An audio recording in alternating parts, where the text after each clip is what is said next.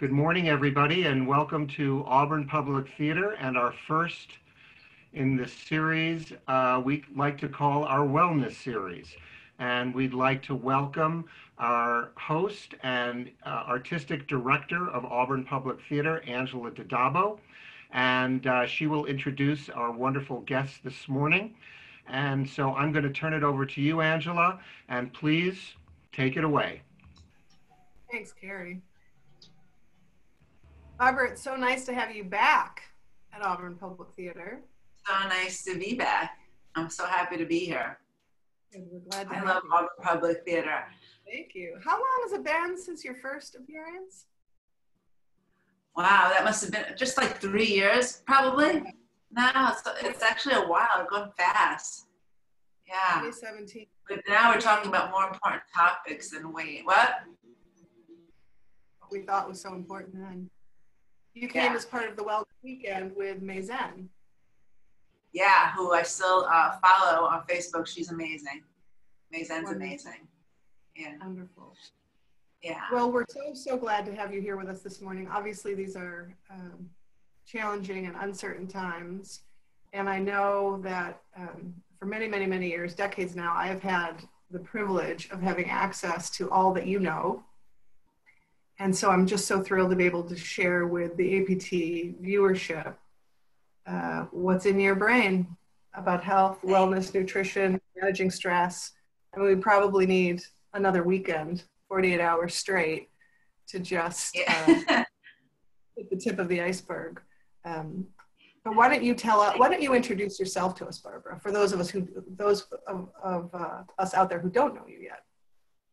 Well, I am a nutritionist, but I'm also a registered pharmacist. So I first came to health and well-being through pharmacy. And it was through working for people like Jerry Hickey and Arnold Gatoma and other people who use nutrition, also pharmacists, but use nutrition as a healing modality, that I came to see that the real advantage was to really work on people's immunity and their well-being from the ground up. So as a pharmacist, we know that no matter what medication you take, in the face of a poor lifestyle and poor diet, even medication has a limited effect. The real benefit, or the real way to help yourself, is to build your own system through the foods that you eat and the foods that you avoid. So I left pharmacy because I really found it to be, it wasn't satisfying to work with people who are just getting sicker. And I got my master's in nutrition and I integrated the two. And it's been a really wonderful journey because there's obvious benefits to both, right? And it's a matter of finding the balance. So I have a private practice. I actually now live part of the time in the UK, so I have most of my practice online. So I'm kind of familiar with doing the online format, even though I'm still public speaking makes me nervous. But anyway, I'm happy to be here. But before we start, because there's people that are tuning in that aren't familiar with Auburn or APT, and I want you to tell them a little bit about you and your community and Auburn, like the history of Auburn, how valuable it is to New York State. I think you recently got a grant from Governor Cuomo, right? For the theater. Like, I want you to mention this stuff so people can have an idea of why I think this is such a valuable organization and why this fundraiser is so important. Thank you, Barbara. And I'll try to go quickly because I really do want to get to all the great information I know you have to share with us. So Auburn Public Theater is a nonprofit multi-venue performing arts center located in the heart of downtown Auburn. I can't believe people don't know what Auburn is because, I mean, it's the center of the universe. So you could just Google that. All roads lead to Auburn. Pop up, right. So there's great historic significance here in Auburn. We're in the hallway of the women's rights movement, Seneca Falls, Rochester, Syracuse, Auburn. Harriet Tubman chose Auburn as her hometown for the second half of her life. William Seward, Secretary of State to Abraham Lincoln, married into a prominent Auburn family, the Millers, and made this his home, et cetera, et cetera. So when we are back to normal, lots to do and see here in Auburn. And I was born and raised in Auburn. I lived several other places before I settled back here again. And a small group of us took over an abandoned department store building in the spirit of, for those of you who know Jane Addams and the work she did co-creating Hull House in Chicago, and then the one and only Joseph Papp, who created the Public Theater in New York City. We sort of took elements from both of their creation stories to make Auburn Public Theater. And we've been there 14 years. It's 14 years in December. And through this last 6 weeks, it's interesting. I've given a lot of thought. You know, we initially started this project to bring people together in the space. We're in the geographic center of our particular block. And I thought that was the only way to create community, to get people to turn off their devices, to get away from their televisions and their iPads and their phones, and to sit together in fellowship, really, through music and poetry and dance and theater and film. And now that we're here online for the last 6 weeks, you know, I'm not saying the building's not important, the building's very important, but it's creating community that's at the very heart of the mission, however we have to do it. So that's Auburn Public Theater. You can check us out on the World Wide Web, auburnpublictheater.org, our Facebook page. Yeah. A wonderful, small but highly committed staff, super bright, super hardworking, super committed. And we are in a city that fully supports the arts. We're very, very lucky. They support everything we're doing, all the other historic and cultural sites and the work that they're doing. So it's just been a wonderful, wonderful career for the last 14 years. So thanks for letting me take a little time to talk about it. No, I think it's important for people to have that information. So when they're considering their donation, if they can afford a donation, I get that a lot of people right now are struggling in many, many ways. But if you can't afford to donate, it is a wonderful cause. It's a wonderful theater. It's done a lot to revitalize downtown, from my understanding, correct? You know, I think whenever you bring people together for any reason, you're going to see revitalization. You know, we have a lot of local folks that come to perform. There's so much so-called amateur talent. And by that, I mean people that don't get paid to do it, but they're every bit as talented as so-called professional musicians, poets, actors, so on and so forth. And so it really does start to weave a fabric of community when you do that repeatedly. You know, we were up to 4 or 5 events per week before this started. So, you know, last year we had 250 events. You know, it's hard to look at those spreadsheets because, you know, you understand why you're so tired at the end of the year when you look back and you think, oh my gosh, we did 250, you know, there are like 5 of us full time and we did 250 events, but it's a labor of love. We enjoy it thoroughly. We can't wait to get back to it. We will appreciate it like we've always appreciated it, but I think we will all appreciate it like never before. We have a new cafe opening, Cafe 108. Which is going to be the engine that powers the theater, and it's going to bring us to what we are talking about, healthy nutrition. Yeah. Is that a good place for us to start? Yeah, it's a great place for us to start. So, you know, what I've been telling my clients recently since this whole thing started, because, you know, a lot of the people I work with are, you know, concerned about their weight. And it's like, well, and my message has never been like, focus on your weight, drive it down, drive it down. It's always been, take care of your body, nourish it, do the things that feel good for your body and for your spirit and for your health, and the weight will take care of itself. And if that was never more true, it's true now. Like, put the number on the side, put it on the shelf and ignore it for right now. And then look at your approach to eating and think, what is the most nutritious way for me to take care of myself right now? And in so doing, I'm gonna help to modulate my immune system and protect it. I'm going to create vitality and rejuvenation in my body, and my weight will likely take care of itself. But if I focus on the number as a marker or the goal, I'm going to lose sight of the real reward, which is that I feel good and that I'm resilient and that I can, you know, withstand exposure to most things. That that if, you know, I get sick, I trust my immunity to rally and to take care of me. And that's really the way I want people to consider this talk. It's really about how you can think about the way you're eating in a way to modulate your immune system. And I use modulate purposefully because you don't want to stimulate your immune system, right? Because there's autoimmune diseases that are overstimulation of the immune system. And in fact, end stage COVID disease is this autoimmune cytokine storm inflammatory response that causes the decline, the death of the person. Yeah. So you don't want to overstimulate the system, and you don't want to deplete the system. You want to modulate it so that it's working, it's doing what it needs to do and going to the areas it needs to go to best serve you and best protect you. So the things I want to cover today are what you can do to build your innate immunity, which is basically your fundamental immune system, and then specific foods and things that you can eat and lifestyle factors that you can consider to help you navigate the road ahead, because part of what's going to need to happen, I mean, this virus is around, right?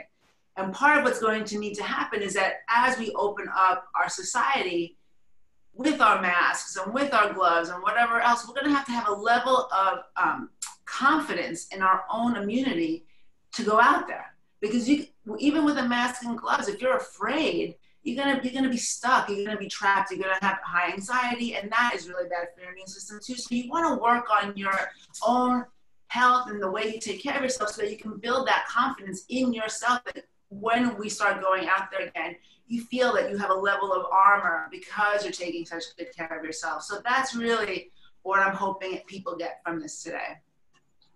Wonderful. Great. Yeah. So glad you're here. Yeah. I have Larry and I have a 13-year-old son, and 10 years ago, and we're older parents. And I was talking to my friend, Dr. Barb Connor, and I was saying, I don't know, this guy, he's a very active young man, and he was a very, very active baby, as you know. And I remember saying to my friend, Barb Connor, I don't know if this kid's good for my adrenal glands. I was exhausted. And she said that great old adage, you don't use it, you lose it. She said, no, he's like the best thing you could ever do for your adrenal glands is to have a young guy in the house that you literally physically have to work to keep up with. And that was for me a life-changing. As a toddler, I couldn't catch up with him. He would try to dash across the street. And that's really when I started my own wellness journey in earnest, because I thought, that's not good to have a toddler who you can't keep from running into traffic. Similar, but obviously very different. Our adrenal glands are engaged, right? Like we're in fight or flight mode. I mean, I think for many people, even when they're sleeping. So I can't wait to hear about take it away. Tell us what we can be doing. And these, especially because I think in this heightened state, many of us are gravitating towards so-called comfort food. Yeah. Which is probably like the last thing we should be eating, right? Well, it's funny because, I think over the course of my career, I trained myself to not really seek out comfort food. I mean, I used to, certainly as a kid, as a teenager, even as a young adult, but like over the course of like what I would say the last 25 years, I've trained myself, I've created a habit of not seeking it out, but even I find myself like, I want a bagel. Like I haven't eaten a bagel in 25 years, right? Something like that. Like I want a bagel, I want something sweet. So what I've done is, and I don't want to spend too much time on this because I'm going to include some links on your website later, so like recipes and stuff, but I've looked at the things that I've craved and I've made them myself. So like rather than go out and buy granola bars, which is considered a healthy snack, I make my own granola bars. If I want comfort food, I'll get gluten-free pasta and I'll make myself a really nice sauce with fresh tomatoes, or I'll make it with vegetables. Like I will find a way to give myself what I need to satisfy that craving, but I will make it as nutritious as possible so that I'm still maintaining a level of, of health and I'm not sabotaging myself. So you do have to find kind of a middle because people are seeking out comfort food. But if you just consider for a second how you feel after you've had, let's say, cookies or ice cream, just like stop for a moment and say, what's this going to do to me in an hour? Well, if you're working from home or you have kids, you're going to probably recognize that eating that food is going to make you less focused, probably going to make you a little bit more tired. It's not going to create vitality in your system. So you might want to, in pausing, just think, well, if that's how I'm going to feel, is it worth it? And that might be enough to just kind of either keep you from doing it altogether or at least defer it. And then do start raising your standards about what you're willing to put into your body. If you want something that's a treat, make it yourself. If you go to the trouble of making something yourself, you're not going to eat the whole thing in one sitting. You're just not. There's a different connection to it, and you will value it differently. So you'll have a piece and you'll put it aside and you'll have a little bit more tomorrow. So there's a balance that can be struck. And I think that's, that's an important piece. But what's super important is what you eat, is what you do eat. And then it's equally important what you don't eat. But let's start with what you should be eating. So you really want to think about how can you get fresh food or as much fresh food as possible. And I know that's kind of hard right now. You have to wait online to get food. It goes bad quickly. So some of the things that I've been doing is, because that's kind of like the cornerstone of my diet, is that I get fresh food. I have an idea of what I'm going to eat in a day. As I see that I might not be getting to that fresh food every day, I clean it, chop it up, and I freeze it. And then when I have it frozen, what I do with that is I add it to smoothies. So smoothies are something that I'm going to send you the recipe for the one that I have, because it's a way to get a load of antioxidants in a really nice, delicious drink. So I freeze things like spinach and arugula and kale and chard and whatever. And beet greens. Like when I get beets, I get the whole thing, and I chop off the greens, clean them, and I throw that in a smoothie. Like literally, you know, almost the entire blender is greens with a cup of blueberries, a banana, some protein powder, some cacao powder, some almond butter, and I blend that up, and that's something that I put in mason jars and I can have throughout the day. That right there contains an enormous amount of antioxidants, flavonoids that have been shown to modulate the immune response, not just in general, but very specifically, and we'll talk a little bit more about this with regard to this virus. Now, before I actually go on any further with that, let me just say, I'm not here to diagnose the coronavirus or to say that anything that I'm saying is gonna treat or cure the coronavirus. That we obviously know very little about it. There's obviously no treatment for it. We're still waiting. We're in the frenzy state right now. When everything comes in, we have a moment to assess, we'll have a better understanding of how to manage this and how to treat it. What I'm talking about is what you can do to optimize your well-being and your immunity so that you can be more resilient against it. So please, anybody that thinks that I'm trying to peddle a nutritional supplement or a dietary lifestyle that is going to fight this or rid your body of it, you know, that's not what I'm saying. This is really all about just you and your immune system. So I want to be clear about that. So in those smoothies or in fresh food, you're going to get all these, like I said, minerals, nutrients, antioxidants, flavonoids that have this modulating effect on the body and on this virus specifically. So that's one of the things that I want people to consider is like, look at your diet and think, how can I include, for example, 7 servings of vegetables a day in my diet? That might sound like a lot, but if you consider that a handful of baby carrots or a cup of spinach or arugula or kale or 2 cups of lettuce or, you know, half a cup of broccoli or asparagus is a serving. These are small serving sizes. That's not an enormous amount, right? You can see how easy it is to get 7 servings a day. And with that, you're going to get all these nutrients that's going to help boost your immune function, or rather modulate your immune function. So that's one thing you want to consider. The other thing that is also important is getting adequate protein in the diet. So you don't want to overdo protein. So I'm not saying keto, or keto is actually more fat-based. I'm not saying Atkins. I'm not saying high protein, because there's no additional benefit to overdoing it. But you don't want to under-consume protein. Protein is very important for a healthy, functioning immune system. And it doesn't have to be from animal sources either. It could be from plant-based sources. So it could be from beans, and it could be from nuts and quinoa and things like that. But you can also get it from chicken, and you can get it from fish or eggs or whatever. So the way to know how much protein you should be consuming is you want to take your body weight and you want to divide it by 2, and that's the amount of grams that you should be consuming. So if you weigh 150 pounds, 75 grams of protein is what you should be considering. And then if you think 4 ounces of cooked chicken is 30 grams of protein, a hard-boiled egg is 6 grams of protein, like then you can see, you can start building it, right? And you can start making sure that you have adequate amount. Don't do more than you need, but have adequate amount. So having like a fresh diet that's balanced is super important. That makes sense? Absolutely. And I've always heard that best to eat protein earlier in the day. Do you agree with that? So I have had, this is my, the one like magic bullet I understand to help stabilize appetite and cravings and help your body burn fat is to have the first meal of your day be protein and vegetables. So like put some spinach or asparagus in a pan and put some eggs in there without carbohydrates other than the vegetables. So no fruit, no bread, nothing like that. In so doing, you're giving your body something that, well, you have the fiber in the vegetables, but that protein requires several hours of digestion to become energy for your body. And in the absence of that immediate energy, your body has to get energy from somewhere. So it starts to look for stored fat in your body. So it literally burns fat in your system, but it also doesn't trigger that insulin response that happens with carbohydrates.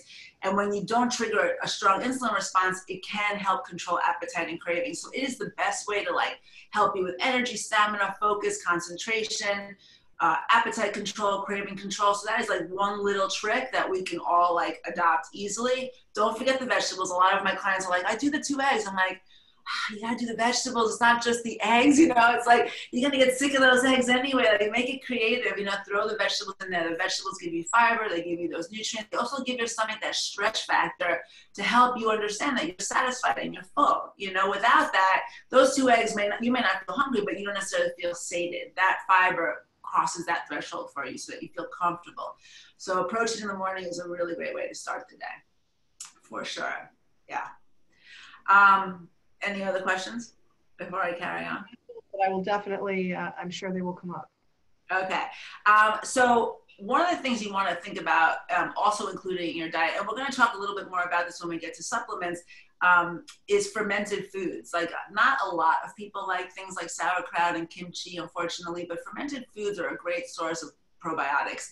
And probiotics, in my mind, and in anybody who studies nutrition will tell you, is the foundation of your immune system. It's the foundation of your innate immune system. So my recommendation to my clients is always like the minute you have your baby, you put a little bit of beneficial, like a probiotic in their, either put it on your breast before they latch on or put it in their formula or whatever. And that's something that you could take pretty much from birth to death.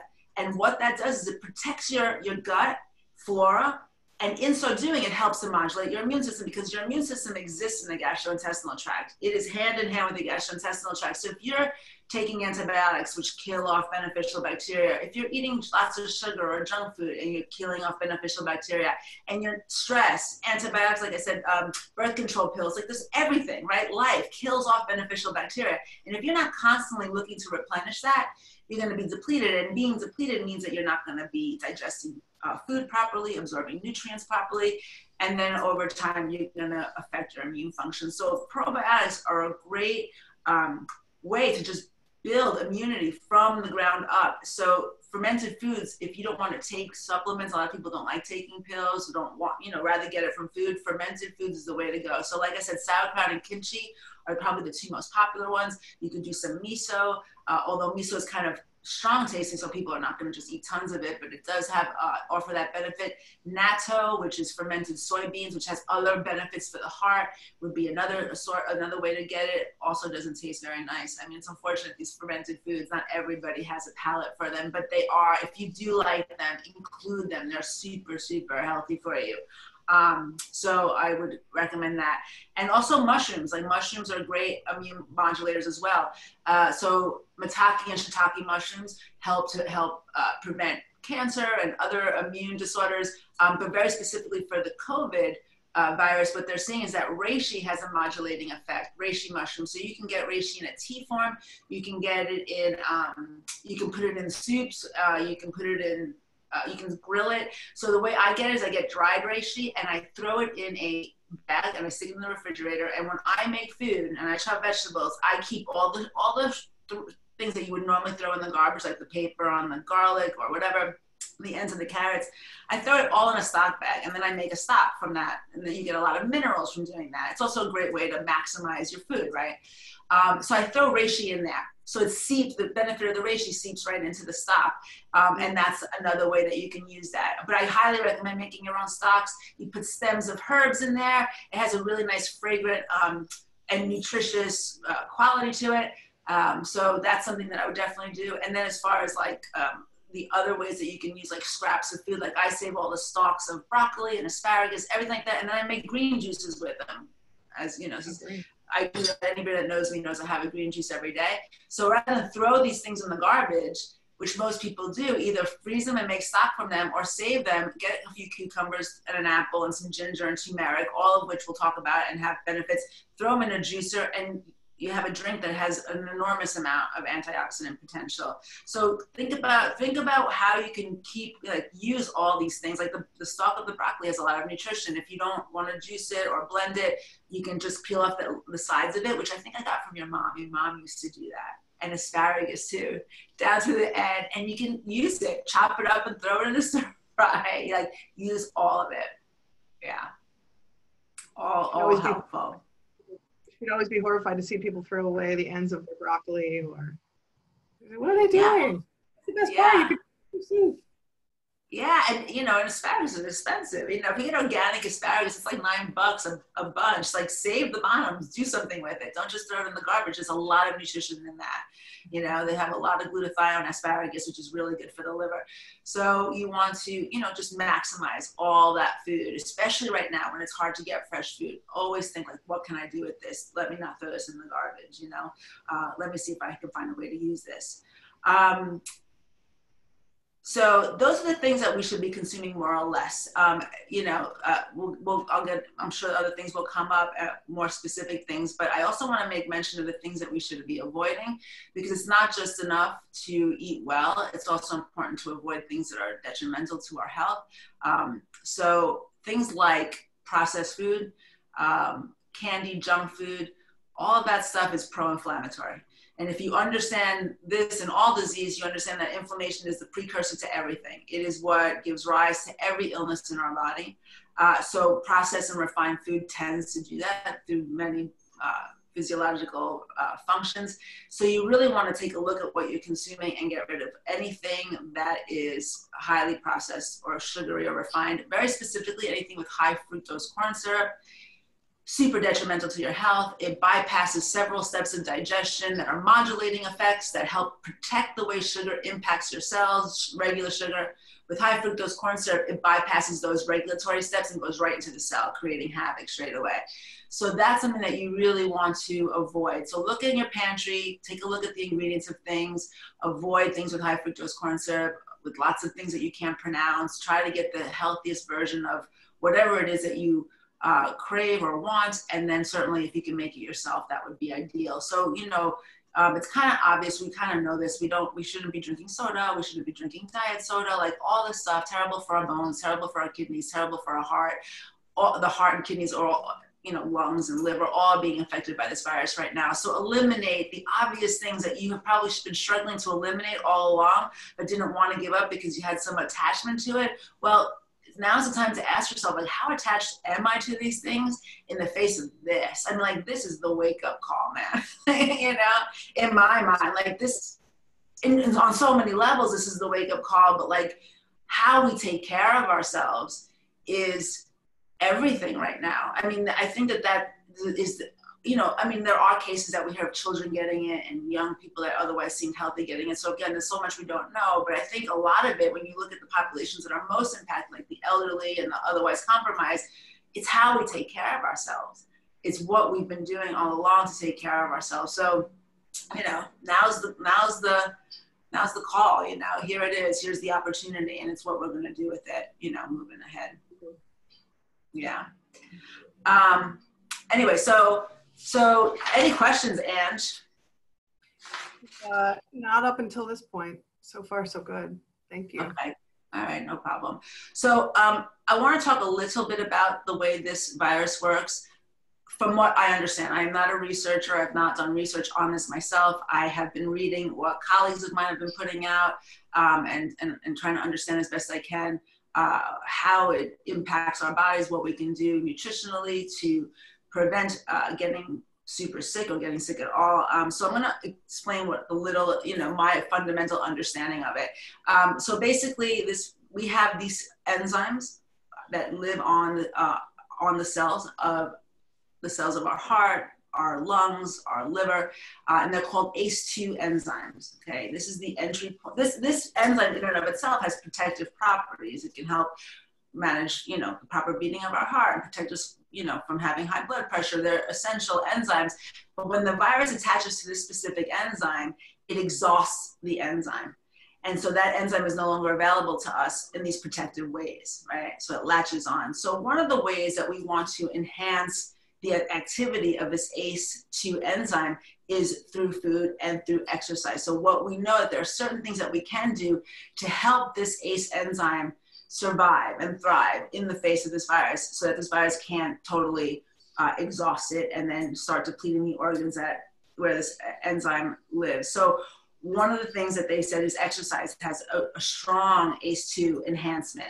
So if you've been watching, even Chris Cuomo talked about this, like his doctor said, move. Like if you can move, move. If you can walk, walk. If you can do deep breathing exercises, do it. Do not lay down, like move around, because exercise seems to have this modulating impact. Also deep breathing exercises. There's a video going around from a doctor at Elmhurst Hospital, which is half a mile from here, which has been like the ground zero of this illness. And he put out a video of a breathing exercise that can be done if you have it. And again, it's to keep that billowing quality in the lungs, moving so you can keep breathing, because there's a rigidity that starts to happen, or an inability to get oxygen from, again, it's not quite perfectly understood. And exercise and deep breathing seems to help, but that also, in part of it is because it's helping to enhance this ACE2 enzyme so that the virus can't totally deplete it. So exercise is essential. We're all at home right now. We're all sitting at our desks.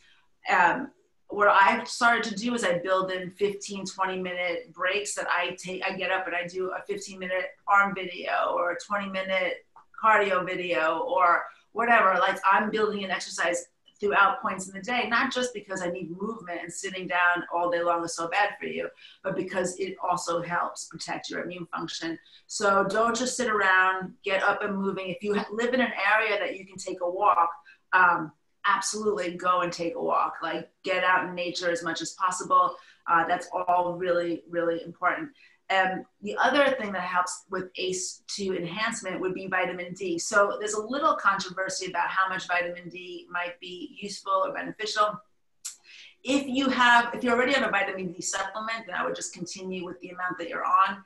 If you know you have low vitamin D levels and your doctor has long been recommending that you take vitamin D and you're inconsistent with it, well, take it, or get out in sunshine on a sunny day and get exposed to some rays of sun that can boost your vitamin D levels.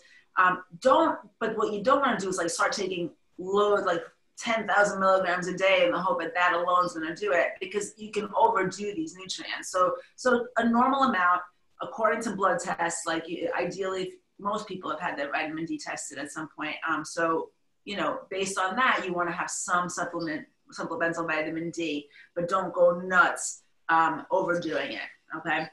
So that's also important. And then the foods that we eat. So there's a flavonoid called quercetin, and quercetin has anti-inflammatory properties. It has lots of benefits throughout the body, immune boosting benefits or immune modulating benefits. And quercetin seems to compete with the virus, from my understanding of it, compete with the virus for attachment to this ACE2 enzyme. So if there's, in the presence of quercetin, it crowds out the virus's ability to really attack the cell and to get in there and to kind of create and wreak havoc inside the cell.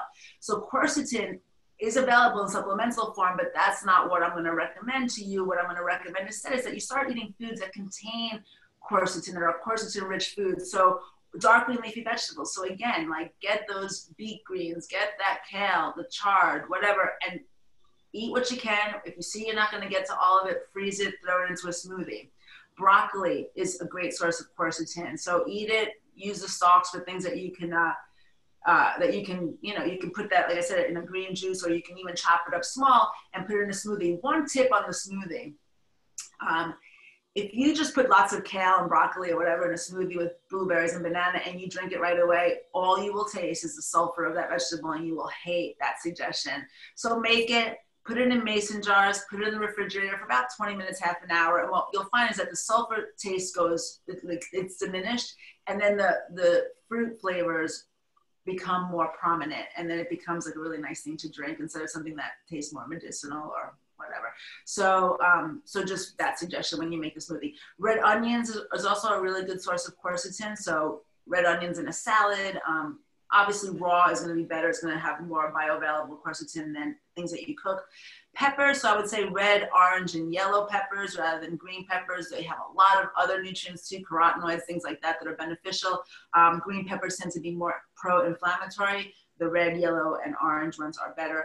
Apples are a nice source of quercetin, so perhaps that is where the apple a day thing comes from. I'm not sure, but apples are great. And then grapes, red grapes specifically. Red grapes also contain some level of resveratrol, which has also been shown to be beneficial in modulating the immune impact of this particular virus. So you want to look at these things to enhance ACE2 enzyme activity. So this is true if you're a person with high blood pressure, if you're a person with heart disease, have had a history of stroke. I'm thinking of people I know that would benefit from this information that are in my family, but don't necessarily follow advice. Who might be watching at the moment. That these foods are good for you, even if you're perfectly healthy from this coronavirus, but you might have cardiovascular disease. Like, these are important things to have because this ACE2 enzyme is critical for cardiovascular wellness, right? And you protect your lungs as well. I do want to just pause for a minute. We have a question about what to eat for breakfast. So somebody's saying oatmeal is carbs, right? I don't have the feed up on my computer, but my colleague is just texting me the question. So I just want to mention that you're going to link a lot of this to the APT page, and also people can go to Barbara Mendez Nutrition and research. And getting ready for this interview, I went back and watched a lot of your videos, which I've seen before, where you prepare meals, you prepare, you do recipes. So a lot of this information is going to be available after Correct. After we're done, right? So people can, go ahead and take notes. Taking notes actually reinforces the information in your brain. Just put that out there for the note takers, of which I'm one. But then it's all, this will be, more information will be available after the discussion, correct? For sure. But let me just address that Thank you. specifically, because you don't want to eat the same eggs with vegetables every single day. You will grow tired of eggs. The reason people struggle to stick to eating changes in their eating, or adopting a healthy lifestyle, is because they pick a few things that they like and then they repeat that until they're bored. And then they start looking for variety, and because they only understand variety to be the things that they're missing, they just go back to what they're missing. So instead, you do want to create variety in your diet. So eggs, protein, and vegetables are a great thing for the days that you need that stamina and that energy and that focus and concentration. But there's definitely space for other things like oatmeal, which is really high in fiber, really good for adrenal function, like really good for bowel function, really good for stabilizing blood sugar. And to those oats, you want to add things like blueberries and apples and things that have all these amazing antioxidant benefits. We can add ground flaxseed to oatmeal as well, which has an estrogen balancing property to it and an immune modulating property to it, as it refers to, from my understanding of what I read recently, to this specific virus. So create variety. Like, some days do the protein and vegetables on days that you know that you don't need to have all that energy and stamina or focus or whatever. Like, not that you won't have a decent amount, but if you don't need to optimize that, then have the oatmeal, because that's an opportunity to get a lot of antioxidants in your diet too. So just would you recommend putting protein in the oatmeal? Some pumpkin seeds or? Oh, for sure. And pumpkin seeds are high in zinc, and zinc is another mineral that's being looked at right now, because one of the consequences of this virus as it progresses, that it takes people's ability to taste and to smell away, and that's usually a zinc deficiency. So pumpkin seeds are a great source of zinc, so add that in there and you're getting that extra zinc as well. But yeah, you can add that. You can add hemp seeds, which is chia seeds, are a nice source of protein. You were going to say something? You're getting another question, and that is, thank you, Paula Kanev, who's staffing the questions. What is the difference nutritionally between fermented and pickled vegetables? Fermented is gone through a process where gases are developed, and then in the process of doing that, this beneficial bacteria is created.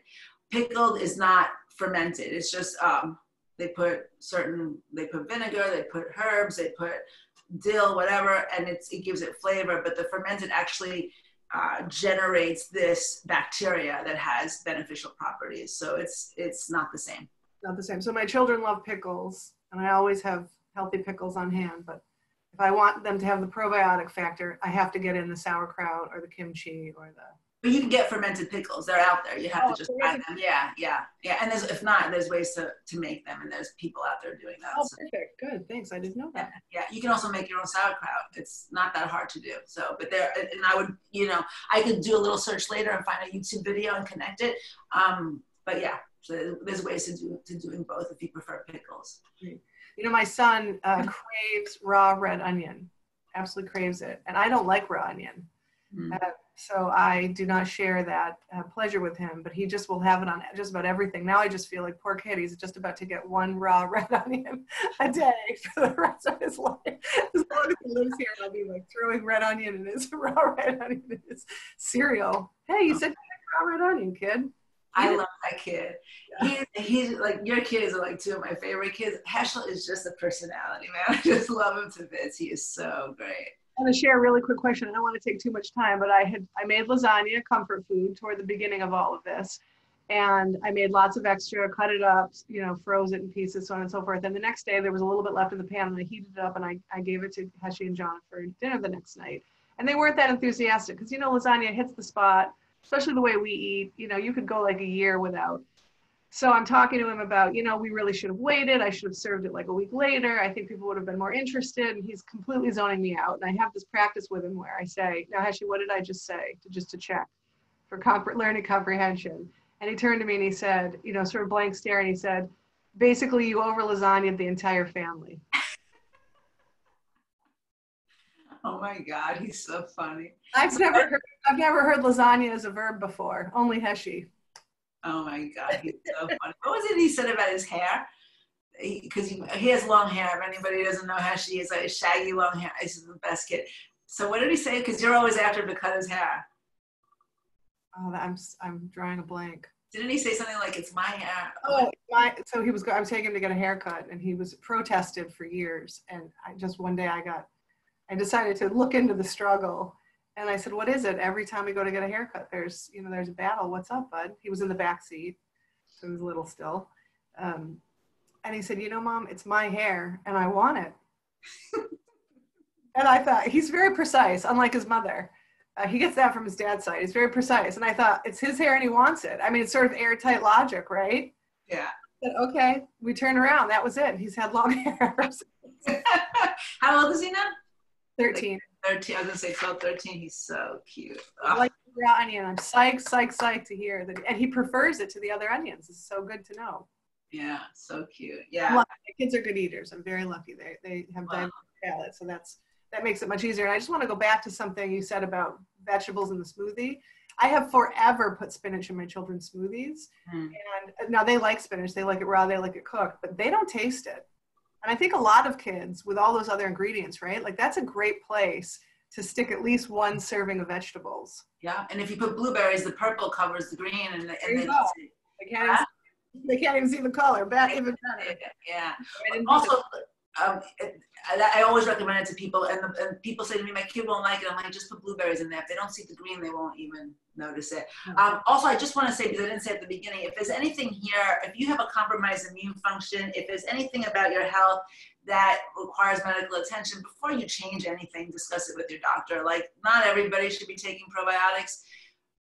Again, out of a preponderance of precaution, like if somebody is undergoing chemotherapy for cancer treatment, some oncologists are okay with probiotics and some aren't. So you really want to run anything, like again, also cruciferous vegetables like broccoli and kale. If you have Hashimoto's disease, that might not be ideal. A lot of raw, it might be okay in small amounts, but you don't want to so don't go out and just be like, yeah, I'm going to do this and then end up perhaps hurting yourself.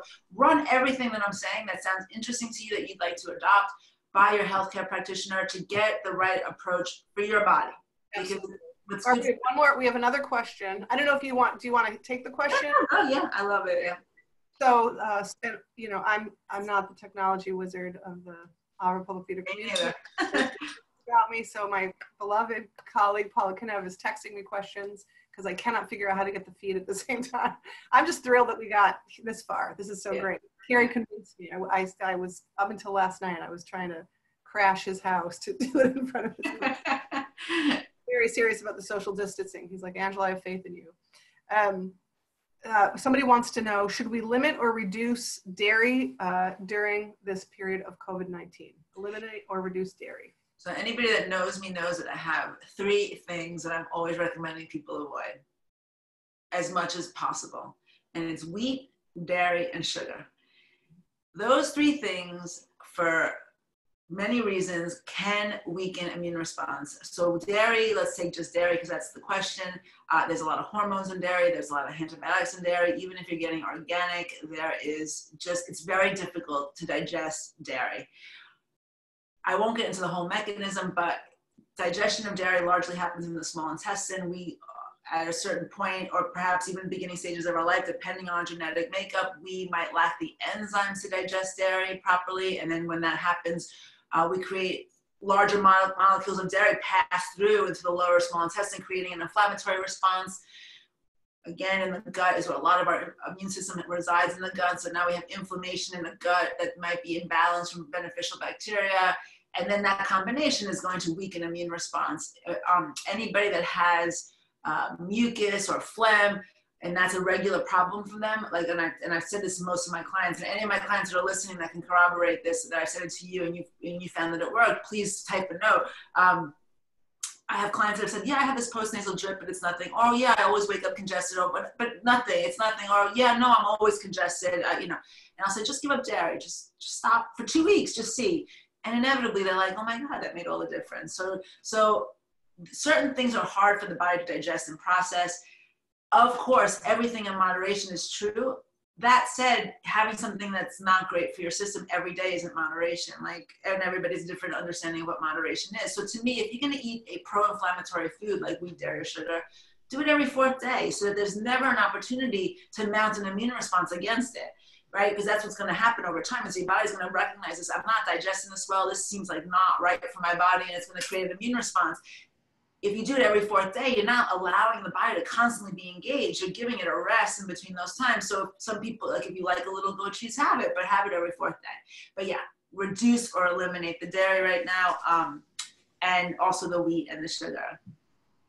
The guy we were just talking about just came into the living room, but I don't think Special. the camera. Oh, he's running away. But we do have another question. Yeah. Thank you for that, Barbara. And this is, how much iron should women over 50 be having? You really need to talk to your doctor about that, because once you stop menstruating, you're not necessarily eliminating a lot of iron in your body, and storing up too much iron in your system can be bad for you. So you should really go get your blood tests, find out if you need to supplement it at all, and then discuss that with your doctor. Got it. Thank you. Yeah, you're welcome. Anything else pop up there? No. Okay. So just keeping an eye on my phone. Well, one other thing that I want to mention that is a really small thing that we could all do,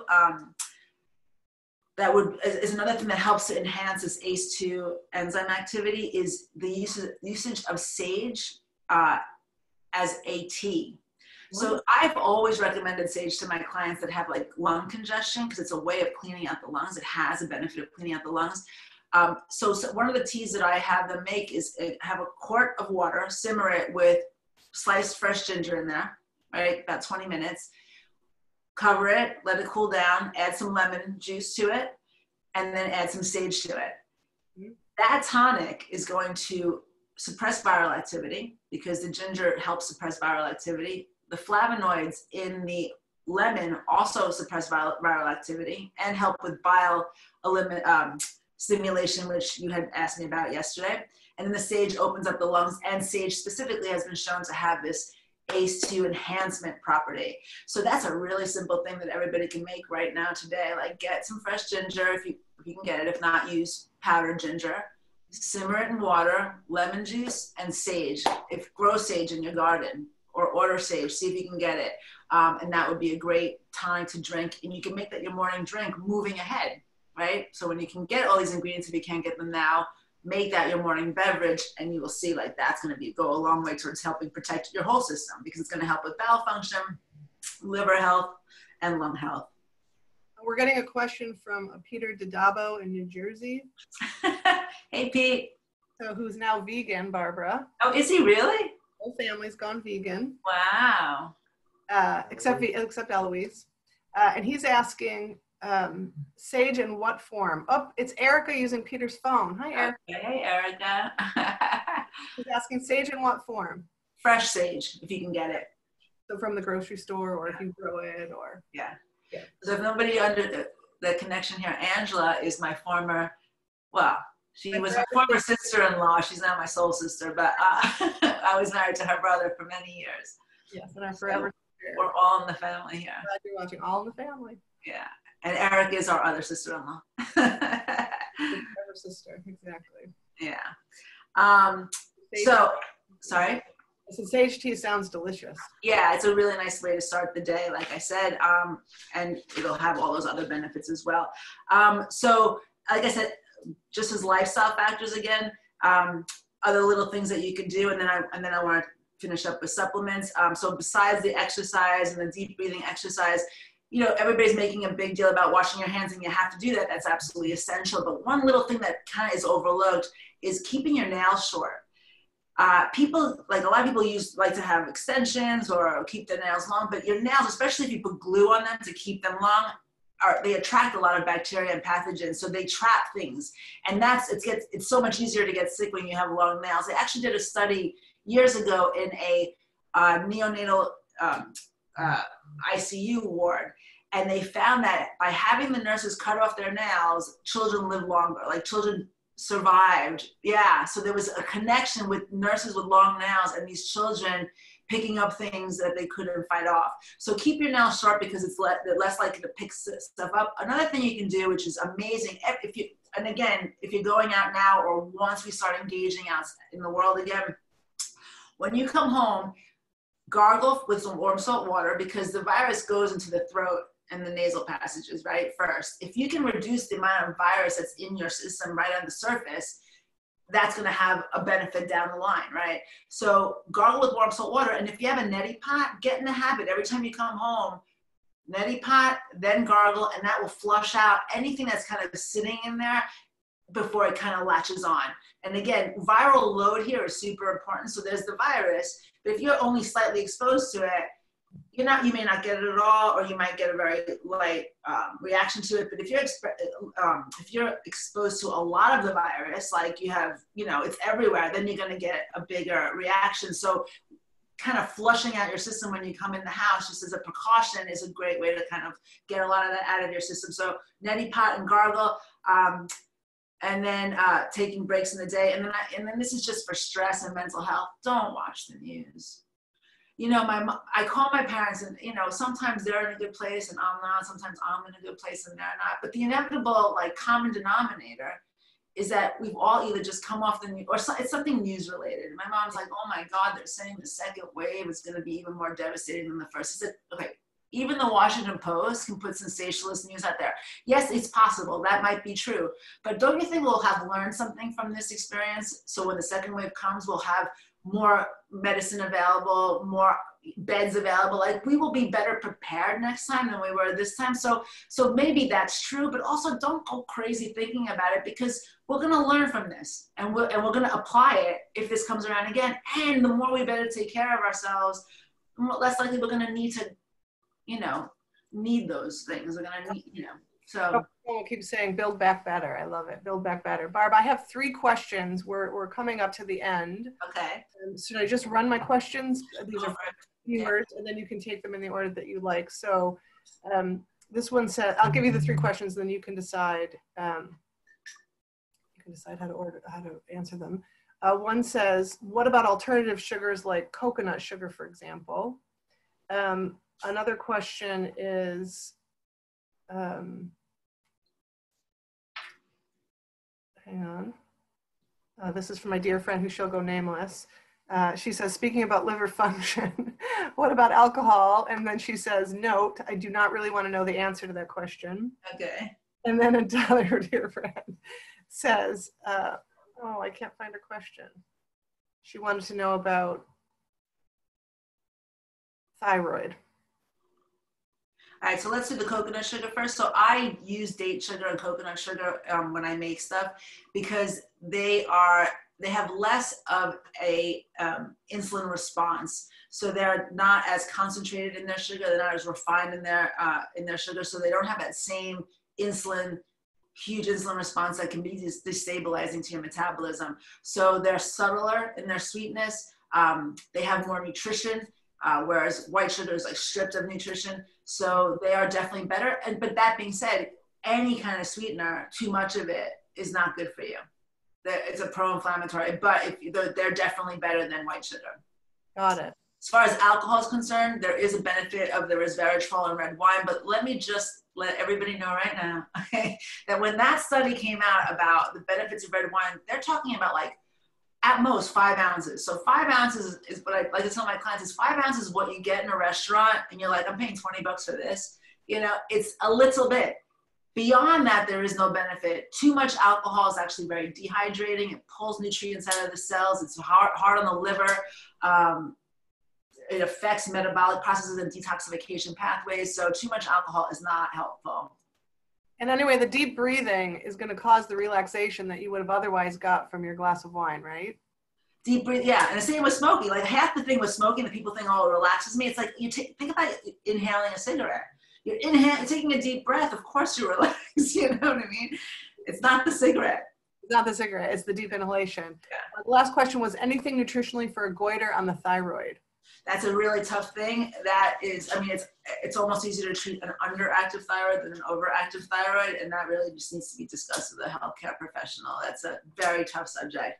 But I do want to make a mention of a couple of things. One of the things that they have seen is that melatonin, which is something that's naturally secreted by the pineal gland when we sleep, it tends to lower viral activity.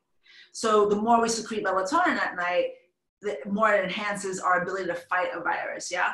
But the more we look at screens, computer screens, television screens, bright lights, the less we're able to actually release this melatonin from our pineal gland at night. And what are we all doing? I have clients that literally sleep with their gadgets on their bed. So their iPad is there, their computer is there. Obviously, some of these people are single, right? Some of them are not. Some of them do it with their spouse, all the electronics on the bed, looking at things until they shut off the light. And then they wonder why they can't sleep, wonder why their anxiety is so high. If you don't get enough melatonin, you're not going to sleep well. You're not going to make enough serotonin the next day. Your mood's going to be impaired. All these things can start to falter. So melatonin is super important. One natural way to start boosting or the release of melatonin is with tart cherry concentrate. So you can get that in probably Wegmans if you're in Auburn. You can order it on online if you need to. Putting a tablespoon of that in some water and drinking that a few times throughout the day, rather than drinking like a full glass of cherry juice, right? That's going to have a limited amount of sugar, and it's going to help over the course of the day kind of get in there, and at night help you boost melatonin. But more importantly, an hour before you want to go to bed, just shut off all your electronic equipment. You and I talked about this the other day. It's been hard to focus on reading throughout this for some reason. Like my mind, it's like I try to read a book, my mind's like, virus, like, oh my God, what's going to happen? So maybe that's not the solution. Maybe it's doing a puzzle, or maybe it's, what I'd like to do. Here's my journal. It's my journal scrapbook, right? So I've been doing this since I was 5 years old, okay? Like I live by this. So so it has pictures. When I see my granddaughter, she's super cute, isn't she? So cute, love her. Love her. So every night I sit down and I write down, what am I gonna do tomorrow? Because we said we were gonna do a talk about stress management and stress relief. And this is one of the ways that I manage my anxiety and stress is that I write down everything I wanna do the next day, everything I'm going to eat the next day based on what I know I have and what might be going bad, like I need to get in there or whatever. And I live off that list. And by doing that, I am giving myself a roadmap for the next day, which is going to control my anxiety. I'm not looking at my computer. I'm looking at my notebook. I'm not worrying about having to read, which I can't focus on anyway. And I'm creating a structure for myself that's helping me survive this, with equanimity. Like, we don't know this is terrifying for everybody. But, I find comfort, and I hope other people do too, in that the entire world is in this together. And what that means is that we have to lean on each other to get through it. We can't just do this alone. The great thing is that every country in the world is going to be working on a vaccine. So we're going to have the greatest minds in the world working on a solution to this. And that should give you comfort. We're not going to be the only country economically depleted by this. Everybody is, and that should give you comfort.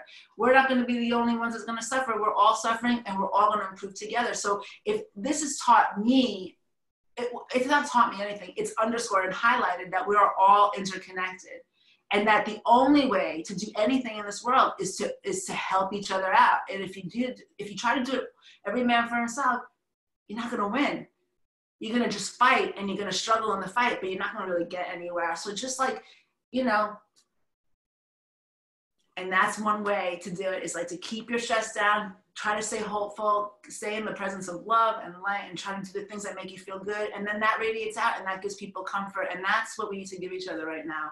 And one of the ways to do that is to feed yourself in a way that increases your vitality. And hopefully that's what people have gotten from today. Unfortunately, I haven't had a chance to really go over supplements, but it's kind of, you know, a little bit what we talked about, you know, throughout this thing, more from a food perspective. And it's probably not a great idea to talk supplements in a general format like this, because people, they might go out and take them and they might not be in their best interest. But I will have a lot of stuff on your website later so they can, you know, get some recipes. And I need a little time to put that together and send it to you. And then if we want, the next time we talk, maybe we can talk little supplements if people really feel like they want to know about that. And you'll be back next Wednesday at 10? I will. I don't know. I know we're talking about stress and anxiety at some point, but I don't know exactly what else we'll be talking about over the course of these 4 weeks. But I'll be, but I'm happy to talk about whatever serves your community. Can't wait to have you back. I know Carrie's going to jump back on, and we can reach you at Barbara Mendez Nutrition. So Barbara at BarbaraMendezNutrition.com. Hey, Carrie. There's Carrie. That was wonderful. Thank you. It was fun.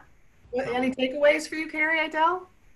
A lot of takeaways. I mean, you know, reinforced a lot of things that I already do, and you know, it's good to hear a lot of those things again. And we all do what we can do, and we really appreciate it, Barbara. That's wonderful. So, you will be back next Wednesday at 10 a.m. Yeah.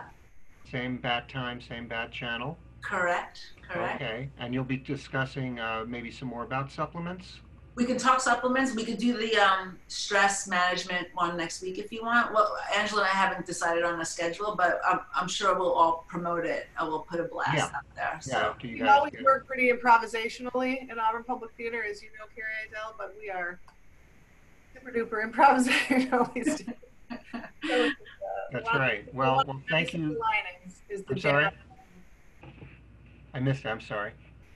I said the jazz element of improvisation to the programming, but really you've been a wonderful, wonderful addition to what we've already had up on our Facebook Live page. Really some wonderful jam night last night. We have a great concert coming up tomorrow night with Juliana Gantz.